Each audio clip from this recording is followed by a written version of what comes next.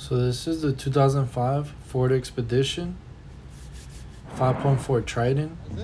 And if you're having a crank no start problem with your car, I would suggest taking these steps to make sure that you are going to change the right parts or fix the right issue, instead of going back and forth like I did, testing different things out, and already thinking about spending money on buying parts that was not even necessary.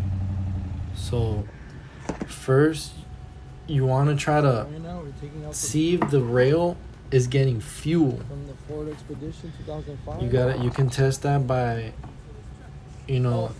this car had a sensor, a fuel pressure sensor on the rail. So if you actually put your code reader on the car, it will tell you the fuel rail pressure. You'd obviously have to put the key in and put it in and prime the engine. You don't have to start it, you can just prime it, and it'll tell you the fuel rail pressure.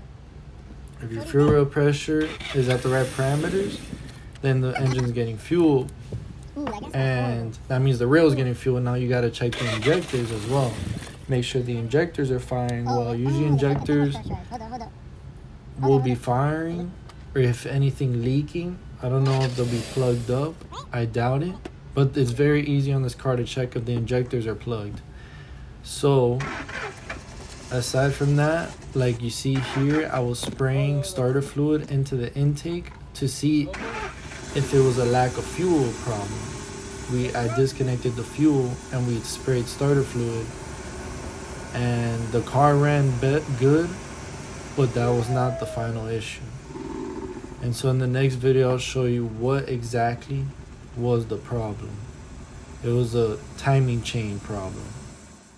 And so possible cases of a crank no start could be, for one, the spark plugs. The spark plugs, that was the first thing I changed, because I changed that in every car. But you got to check if the spark plug, if it's being grounded. Check if it's grounded and see if it's getting spark. As well as check the gaps, see if they have a good gap. You don't want too big of a gap because they won't work. Now you want to check the coils as well. The coils, you got to check if the spark is coming out of the spring. Just take them out, get a little prong, and see if the coil is coming out. You crank the car and see if it'll send a spark.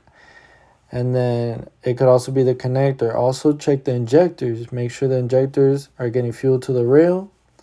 There's no carbon buildup, and the connectors are still connected. Guys, go watch the next video where I show how I took off and checked if the rail was getting fuel, as well as taking the timing chain off.